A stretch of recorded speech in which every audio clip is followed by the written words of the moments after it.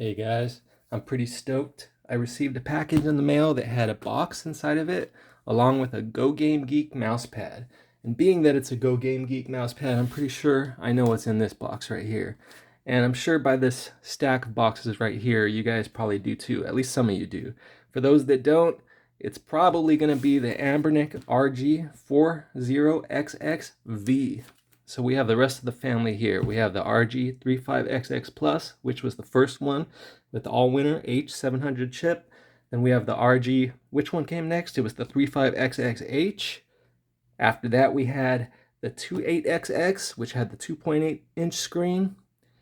Then we had the 35XXSP, which is the Game Boy Advance SP clone. And then we have the RG4XXH with the 4-inch screen and the sticks. So now this device should have, yeah, I'm sliding these away just in case this doesn't turn out to be what I think it is.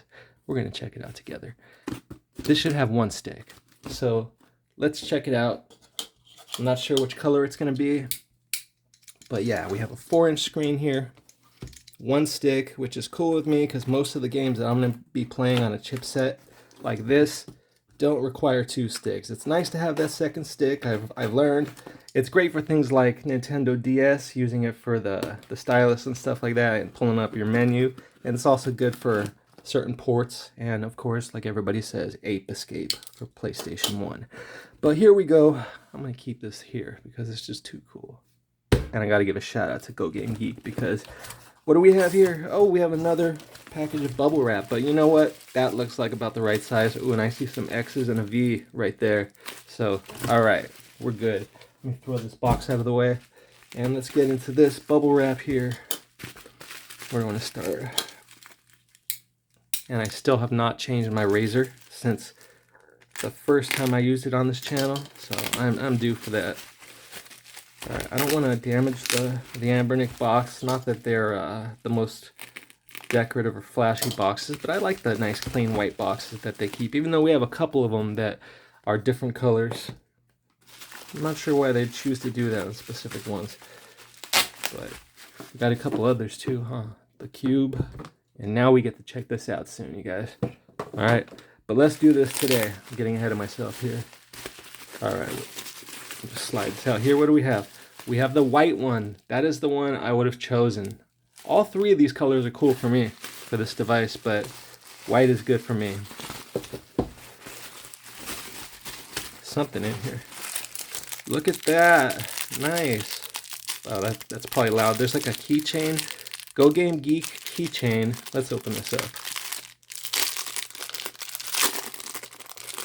Get this bubble wrap out. Anything left in there? No. What's in there? Good. All right, look at that. That's so cool. And somewhat of a Xbox 360 style controller or something. I'm not sure. You guys tell me which controller you think that is right there. The box, real standard, real minimalistic. We have our colors on the bottom, nothing on the side but a sticker. Made in China with all our legal mumbo jumbo. Blank on the bottom and on the other side. So that's it. We have our little half circles. They make me happy. All right, let's open this thing up. And that's what I come to expect from Anbernic and most handheld devices lately, is a clear bag or semi-clear bag with a nice white piece of foam. And look at that with the white D-pad and the buttons underneath. Normally there's some contrast right there, but this is cool. I'm gonna have to put a thumbstick cap on that. And I know I have a white one somewhere in this huge bag. It's filled with thumbstick caps from Skull & Co. So I will end up getting one of those out if I have a white one in there.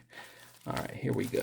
Before we pull this out, let's just see what's underneath. Did they hook up a screen? No screen protector. That's okay. I got a couple 4-inch screen protectors already that I can use. And half of my devices, I haven't even put them on. But all right, let's get this out of here. Is that stick recessed? It is a little bit, and it has an RGB ring around it. All right, that is looking nice. I'm gonna get this box out of the way.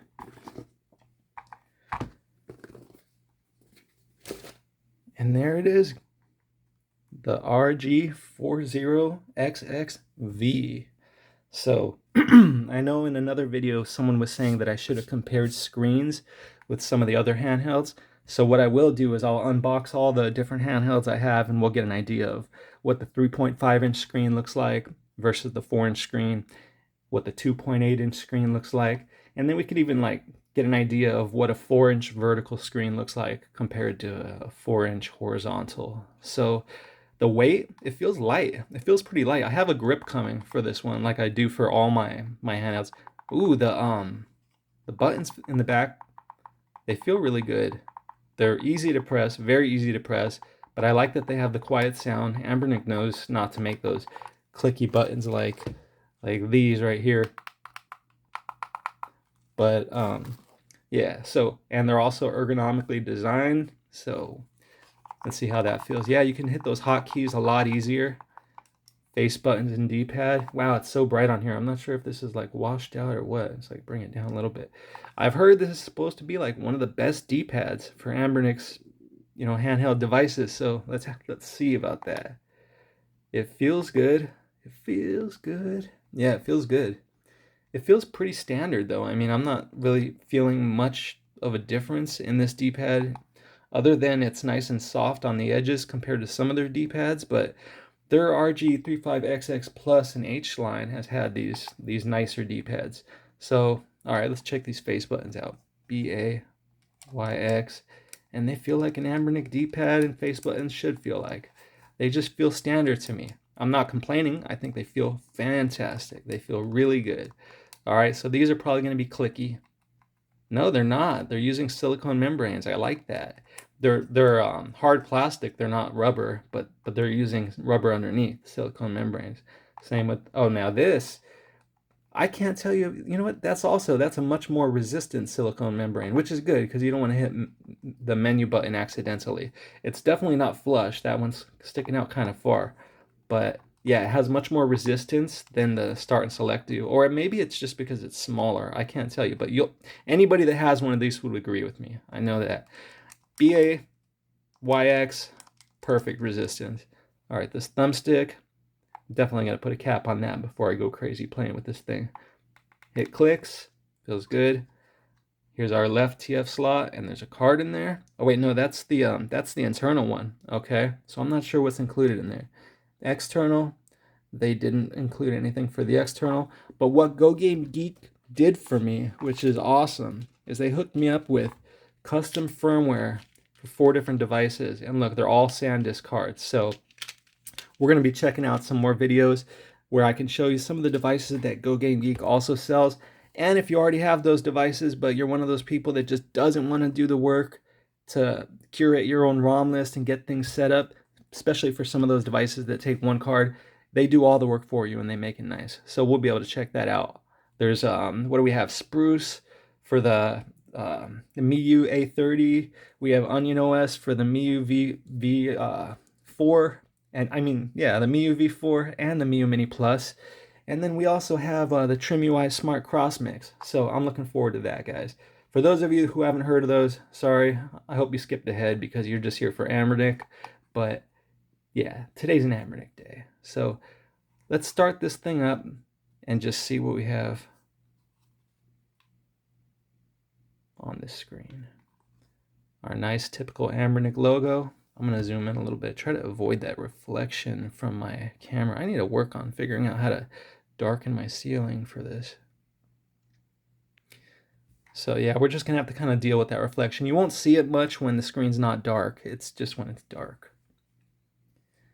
So the boot up time, pretty standard. And there we are. Here's our standard, layout. We have game rooms, which I recommend you don't use. And I love it. They use the white one. Cool. Sometimes I get a device where, they put the device that you're using in this spot, but I'll have a different color than the one that they show on there. So this time it's kind of cool. It's like personalized.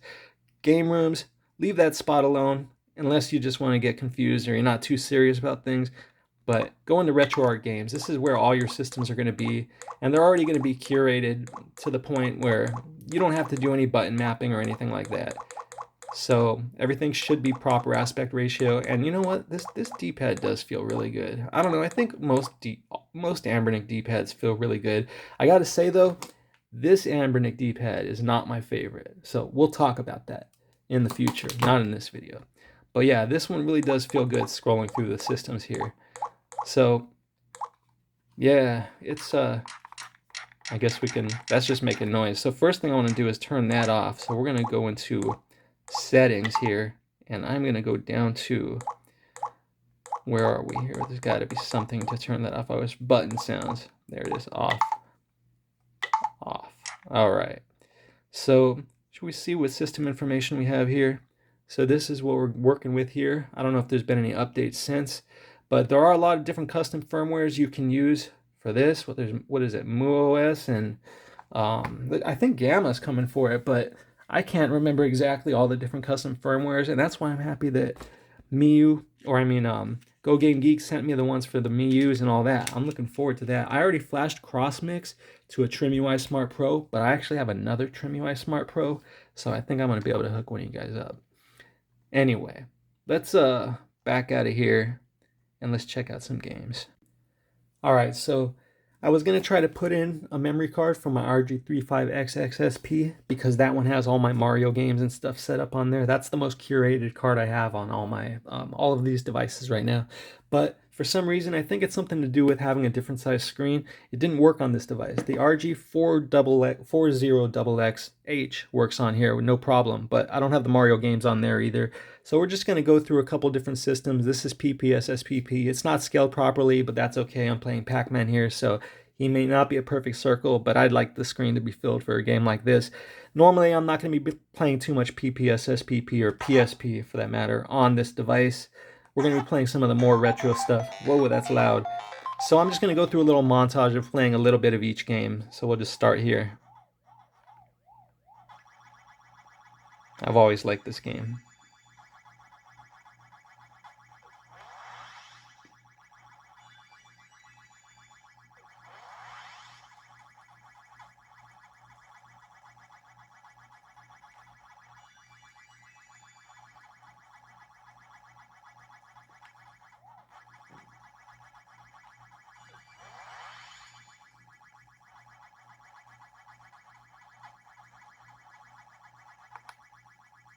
Let's try it with the stick. This is one of those games that you have to beat the 5-minute mark. You have to survive for 5 minutes, at least in this version of it.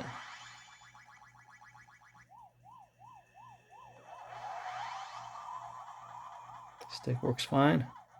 But we know there's a cardinal snapping issue with Anbernic sticks. It is what it is. I honestly don't think it matters too much in games like this. I mean, well, not in games like this, but on systems like this. But it would matter, I think, like when you're playing Grand Theft Auto, because it does play on here, and you're trying to control your vehicle with the stick that has cardinal snapping, it's noticeable. So that's something to be aware of. All right, here we are with little PlayStation 1. One of my favorites, Crash Team Racing. So we're just going to go into arcade like I normally do. We're just going to do one single race. Am I going to keep it easy? Yeah, let's just make this video easy. Maybe I'll get first place. I'm saving you guys the loading time, and I probably won't be playing through full games. Obviously not in most of these examples here, but I'll probably do a full race in Crash. That doesn't take long. You guys can root me on. Hopefully you do. Sometimes I like to talk while I play, if you guys haven't noticed. Alright, it's looking good. I like this 4-inch screen, and if the buttons are feeling good, literally L1 and R1, they're not like on the RG405V. They're not hard, they're not too easy to press. Like, yeah, that's the word I'm looking for, hard to not press. So, but oh, that's right. I was like, how can I drop my item? And I keep forgetting it's not L, it's A. So let's see if we can drift right into the wall. So for those of you who don't know, which is probably none of you, because you probably all know, I didn't have a PlayStation as a kid, but yeah, to drift here, it's different than Mario Kart. You hold the R to drift, and then you have to hit L when your smoke turns black, and you'll get a little boost.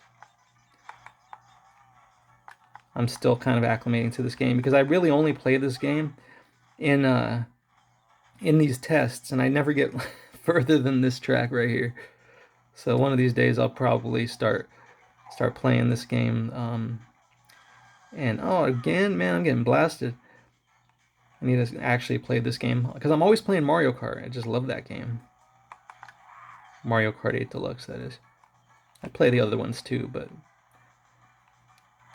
for my retro experience, for my modern experience, it's Nintendo Switch Mario Kart 8 Deluxe. It's probably the most hours I've ever put into a game.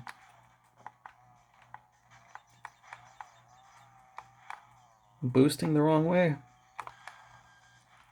I keep trying to boost because I'm just trying to test it out, and it's messing me up here. If I was just to play vanilla, I'd be ahead of everybody. Like that. Boost. Can you boost more than once in a drift? That's something I'm not even familiar with. There we go, first place. Thank you, GoGameGeek. I'm having a good time. So you guys, check out this website. It was them who made this video possible. I was just realizing a couple things. I'm not showing you how the games are being started up. Not that you probably already don't know, but another thing, take a look at that little RGB ring. I know a lot of you guys are not a big fan of that, but I like it, and I think it looks really good on the white. Just something about that ring on the white. It looks really nice. So what we're going to do here is we're just going to start a game up from scratch right here. We're going to go to Dreamcast, and I'm just going to press up. We're going to do some Virtua Tennis. Hopefully this has that vibration motor in it that feels so good, because some of these other ones, like even the SP, it's so fun to play Virtua Tennis because that vibration when you hit the ball, it's just a really immersive feeling. They did a good job with the little vibration motor they used in this device. I'm not sure which systems use the vibration other than Dreamcast. So if anybody knows, let me know in the comments, okay? Let's try to get this thing started quickly. Sometimes I do pretty good in this game, and sometimes I get my butt kicked. So here we go. We're going to be Jim, as always. And, oh, that's the guy that likes to kick my butt. Oh, here we go. If you guys watch one of my other videos, you'll see. I'm pretty sure it's him. But let's just, all right, so we can use the D-pad here, or we can use this thumbstick. So let's use the thumbstick now. Oh yeah, there's that vibration. I'll tell you, it's a little bit, maybe it's because it's a bigger device. I don't know. The vibration feels a little bit looser on this one than it does on some of the other ones. It's not bad, but it's definitely not as intense. I don't know if looser is the right word. There's you definitely feel it, and you kind of hear it too. Whereas in some of the other devices, I remember just being, oh darn, being just thoroughly impressed with the way the vibration felt. It was like insulated. It just caught me by surprise. This one's a little bit lackluster. It's not bad though. I appreciate it, and I prefer to have it as to not, but all right, you're going down, buddy. No, I'm going down. Oh, he's going down. All right, I gotta win this match. Yeah, that vibration is definitely a little bit different than the normal or the other Anbernic H700 devices. I'm not complaining though. This screen looks amazing. I don't know if you guys can hear that. Probably not. If I turn the volume all the way down, or if I shut up, maybe you could. There we go. I'm just gonna finish this match here. Then I'll show you how to close out. Because I didn't show that in the other games either. So we'll start and finish this game through the menu. Just want this match.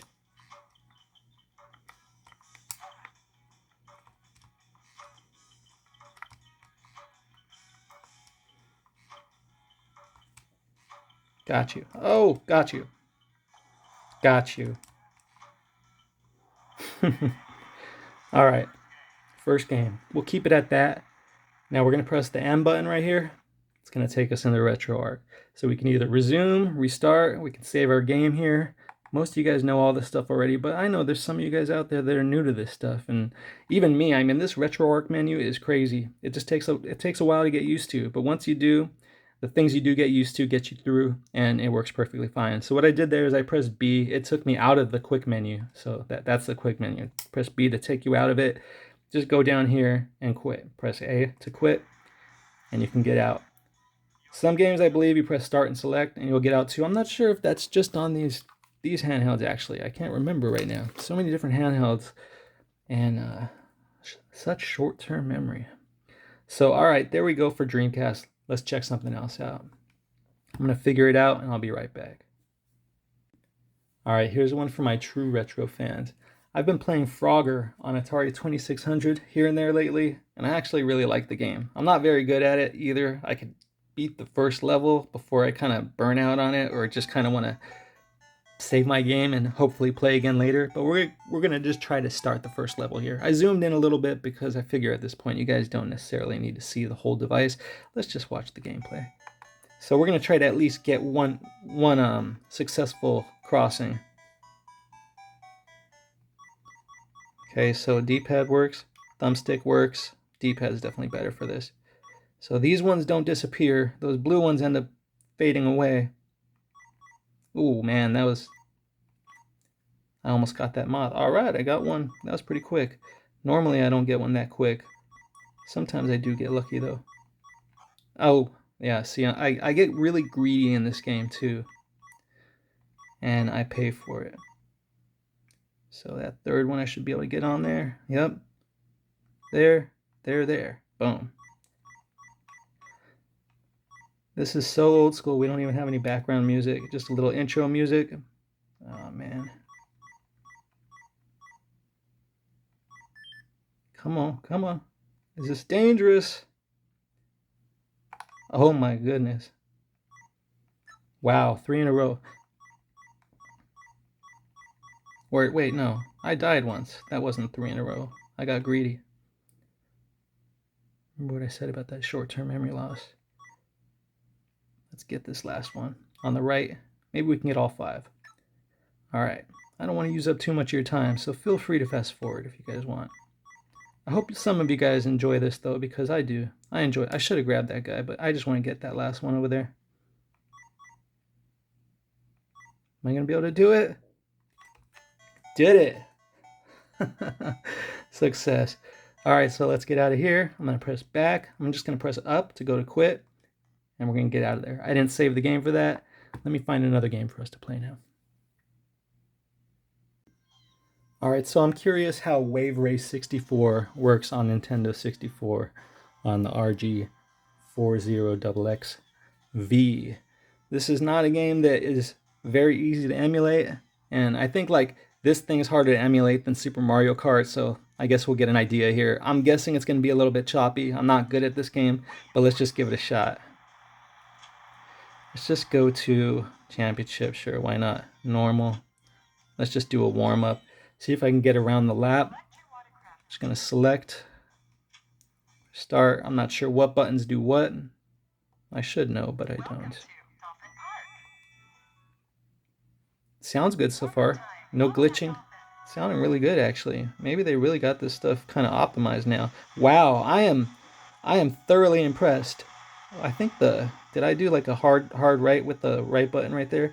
All right, so I might not be playing well here, and I'm not even sure where I'm going, like follow the dolphin or something, but it's playing perfectly fine. This is beautiful.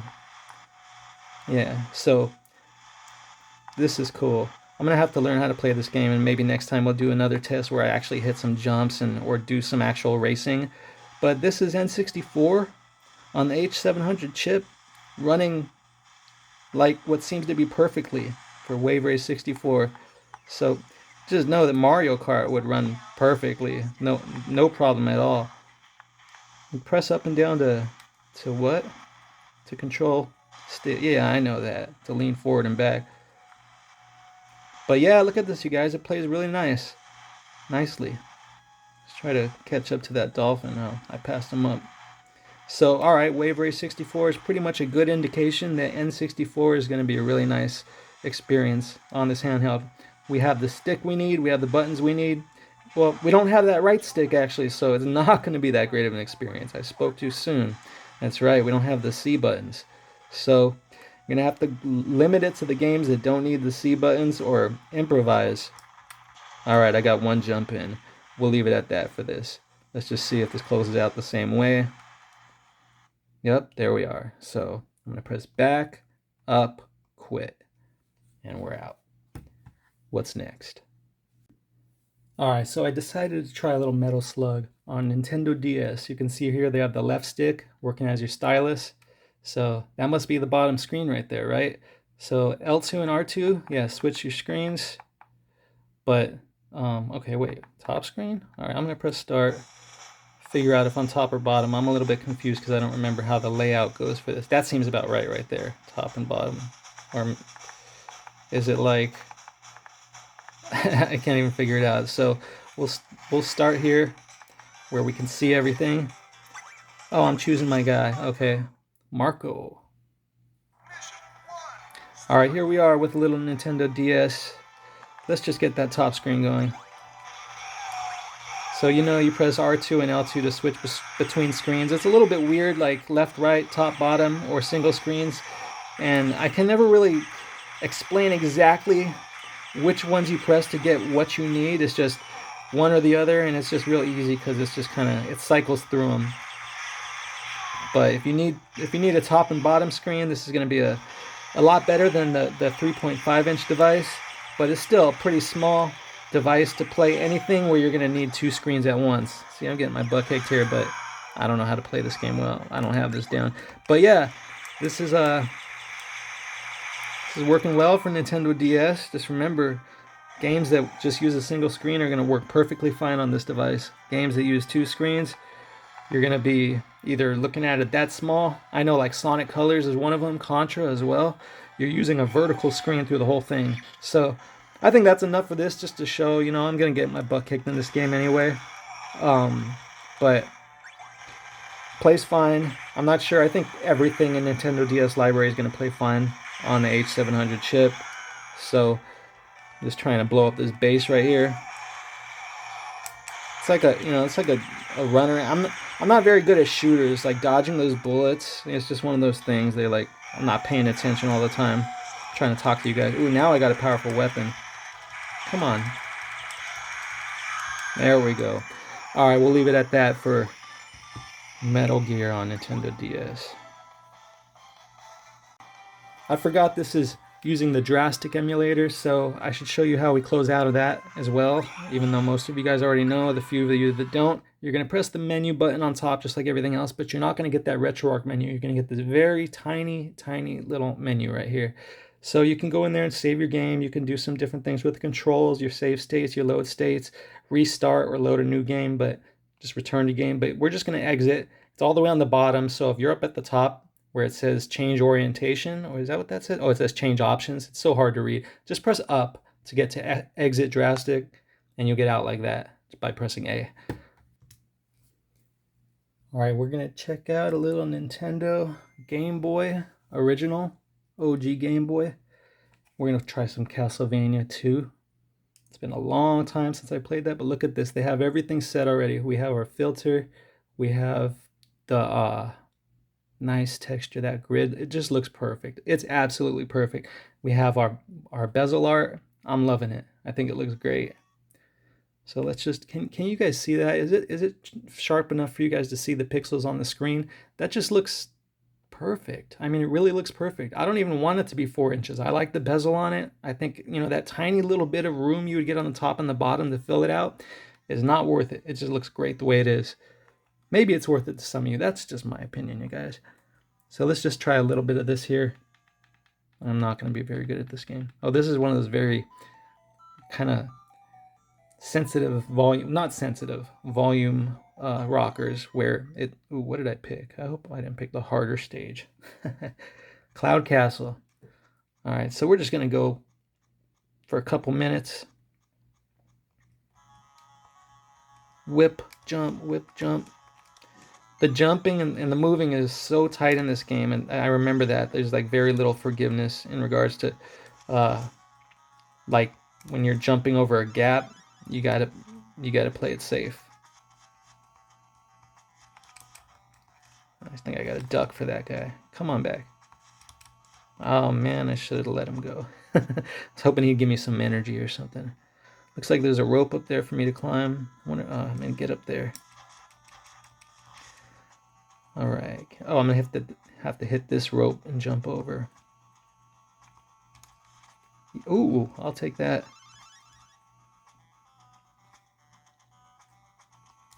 See how tight that jump is? You really got to time it. That's what us old schoolers had to deal with when we were kids. Patience and continue codes and cheat codes, but I didn't really use the cheat codes much. I never had a Game Genie. But here we are, Castlevania 2 on Nintendo Game Boy in 2024. Oh, I was supposed to grab that, I think, or was I supposed to clear that whole thing? I thought I could grab that like a rope. But yo, I think we're good for Castlevania. You see I'm not the best at this game, but you can see how beautiful the game looks on this system with the Game Boy bezel art, the filter, the, what do you call that, dot matrix green scale. So yeah, here we are. All right, let's step out of here and let's check something else out. So even when systems come without Mario games, Game Boy Advance is always good to me because they have TMNT on here and it's just such a fun beat 'em up. Look at this, they got this set up perfectly too. We have a Game Boy Advance bezel art, we have the perfect filter. It's exactly how I would like to do it, and honestly, I know how to do the bezel art now, but I'm not exactly up to date on all the shaders and things like that, so I got some stuff to learn. Maybe one day I'll do tutorials when I learn it myself, but for now we're just checking out these awesome handhelds. We're going easy just for a few minutes here.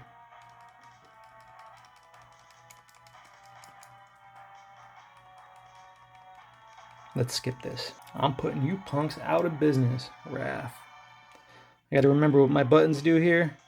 If you guys haven't tried this game, give it a shot. Okay, so alright, so these are gonna be our turbo buttons, and we got BA. Do these do anything? L and R don't do anything.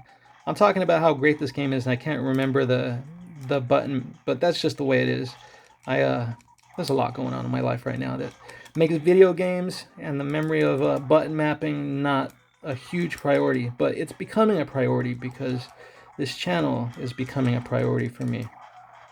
So I will continue to get better, not just at the games, but at presenting them and showing you guys what you want to see. And I always like to hear it in the comments, you know. Friendly, constructive criticism is always good, because I know I'm not doing everything right, but be cool about it. You guys are always, you know, letting me know things that you want to see, and you usually do it in a really kind and respectful way, or you're just nice to me and you tell me that it was a good video when it wasn't. I'm not sure what you guys are doing, but you guys are cool. There's a couple trolls out there. Usually I just make them disappear. You guys know you're on my good side. If you guys are here, you're on my good side. And to be on Raph's good side, that's important. And I identify with Raph. So you guys see, this game is fun. It's a good game.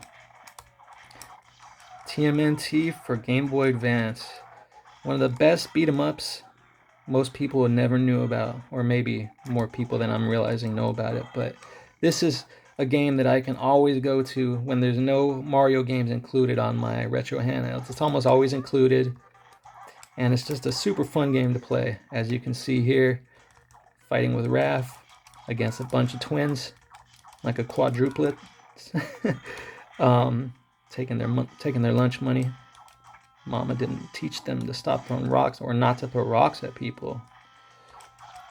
But yeah, I'm just being goofy here, guys. So this is Game Boy Advance. Check it out. It looks great. We have the proper tiny little bit of bezel art we need on the top and the bottom for the 3:2 aspect ratio. We have this kind of pixelated look on the screen. I'm not exactly sure if that's a filter or a shader or how they do that. You guys let me know if you know in the comments how I can make my screen look as good as this one does on my other consoles that aren't already pre-configured. So I got a bunch of other videos coming up with pre-configured cards that actually GoGameGeek actually sent me. Trim UI Smart Pro, MIUI Mini V4, MIUI Mini Plus, and MIUI A30. Spruce for the A30, Onion for the MIUIs, the MIUI Minis, and Crossmix for the Trim UI Smart Pro. So we're going to be checking all of those out real soon. and seeing how much better custom firmware can make a device. Even though the Anbernic stock firmware is great, there's also some really good custom firmwares for these devices. So soon we'll check those out too. Alright, I think that's enough Teenage Mutant Ninja Turtles for now. Let's check something else out, guys.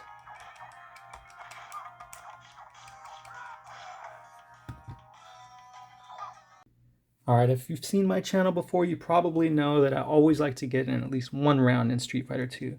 So we're going to do that here. This is Super Nintendo or Super Famicom. I'm not stoked on this bezel art. As you can see, this one on the right should be on the left and vice versa. But let me just go in here and map these buttons the way I like them. Not that it matters. We're just going to play one round. And check out this D-pad that everybody says is amazing. Alright. Who are we going to fight? Hong Kong. Fei Long. He's one of the harder ones for me. I kind of say that a lot, don't I? But usually I get Zangief first, and he's pretty easy. Let's just see if we can get a couple fireballs. Oh, no problem. They weren't lying. I don't know if it's the best D-pad on earth, but it might be. I mean, shit, it's good. Excuse my language. It's good. Oh, yeah. That's a good D-pad. That is a good D-pad. I don't think we need to do too much more for Street Fighter 2. That's enough to show us the D-pad works, buttons work, Super Famicom, Super Nintendo works. Let's check something else out. Alright, so this is original Nintendo, and it's kind of a funny game to choose to test on the channel, but this game is a very nostalgic game for me. I played this game as one of the first games I've ever played on a Nintendo. I think I played Mario Brothers before this, but my mom and her boyfriend at the time played this game, and I would sit there and watch them play it, and I would play with them, and I eventually beat the game. You fight Medusa at the end. It took me like several years because I was so young when I first played it, but yeah, you collect these little hearts. That's your health if you're running out, and your health bar grows, I believe. But I'm sure you guys have heard of Kid Icarus. I called him Kid Icarus, didn't I? It's Kid Icarus, but when I was a little kid, I called it Kid Icarus. See how nostalgic it is for me? Okay, I remember things about this game I hated too, like the eggplant wizard and stuff like that, but yeah, for the most part, it's funny that I'm having like muscle memory here, because I remember that I had to move to the other side of the screen, and it's really been, man, it has been decades since I played this game. But yeah, it's the same. It's so cool. So this alone just gave me a huge boost of nostalgia, and that's what we're looking for here a lot of times, you guys. Fun, nostalgia, a good time, and that's what I'm getting here. This is a, oh, I forget what those do, but yeah, this is one of those games for me that just hits that spot. Even if people don't like this game, I don't know. It's just, you know, we have our games. This is one for me. So whenever there's no Mario, I'm gonna remember we have Kid Icarus. So, oh, here's one of these guys. If they, oh, see, that was one of the things I forgot. You die when you're platforming up to the top. Once you can't see the bottom anymore, don't fall. And see, you can save codes in here so you can continue from where you left off. Oh, so you got to start all the way at the beginning. Anyway, those little Grim Reapers, when they see you, they spaz out, and you got to kind of wait till they're not looking again and shoot them from behind. I won't put you through all that right now, so we'll stop it right here. You guys get the picture. This is a good one for me. So we're going to press back and quit. And guys, I think we've done enough for the Anbernic RG40XXV. So I'm going to zoom out a little bit right here. We're going to take one more close look at this device. We have our charging port on the bottom. We have our HDMI on the top. Volume on the left. Your internal TF on the left. Your external TF on the right. Great buttons. Great D-pad. Anbernic stick. I'm going to put a white thumbstick cap over top of that. The buttons in the back are nice, not too quiet. Looks like it's using some kind of torque screw, like almost everything Anbernic puts out. And yeah, I think it's a great device. I like it. The 4-inch screen makes a big difference. I think what I should do now, before I end this video, is just pull out a couple of the other devices and show the difference between a 3.5-inch screen, a 4-inch screen, and a 2.8-inch screen. Excuse my voice. I'll be right back with all those. All right, here we go with the RG28XX, the RG35XXH, and the RG40XXV. We could pull out the 40XXH, but it's just going to be the same thing as this, basically with rounded sides, a little bit bigger. So it's kind of hard to tell, kind of far down like that, but as you can see, there's a pretty significant difference in the real estate we have on these screens, from a 3.5-inch screen to a 4-inch screen. Even more so with a 2.8-inch screen versus a 4-inch screen. So for me, 4-inch screen is the sweet spot for a handheld. I'm not much about pocketability. This thing has a stick. I'd probably be taking this one if I'm thinking about pocketability. That's just how I am. These are more for just kicking it at home. But the 4-inch screen is really nice. It's easy on the eyes. This is not easy on the eyes. So, you know, you have to hold it a little bit closer or wear your reading glasses. This is okay. This is perfectly fine. I actually love the RG35XXH. I truly love this device. But, you know, the 40XXH is even better. This one's just, I don't know, there's something about this. It's one of my favorite devices. While we're here, we might as well just take a quick peek. Here's a square screen. So you can look at that 3-inch square screen, right? So it's kind of hard to tell again, but let's just move that off to the side. Is that 3 or 3.5? I believe it's 3. See, I should have this stuff memorized, but lots going on, my friends. Let's take a look at a tiny little screen. All Anbernic devices. So RG Nano, 1-inch square or about square. We're not going to turn this one on right now, but let's take a look at the 1-inch compared to the 2.8. So look at that right there. Good little Game Boy device for when you want to play right up close to your face like that. But anyway, yeah, this is a fun little device just because it's metal and it's tiny. It's a novelty, but hey, it works great. And let's see, guys, anything else I want to show you? We will be checking this one out in a future video. This is a 16:9. This is a square screen, but they both have the same chip. So we're going to be checking these out, the 556 and the RG Cube. Yes, I am late to the party, fashionably late. I'm either late to the party or early to the party. That's just how I roll. And I think with that, guys, we're done. Do me a favor, guys. Check out the description. Check out the links. Go visit GoGameGeek.com. Tell them I said hi. Maybe buy something. And I'll see you guys on the next one. Peace.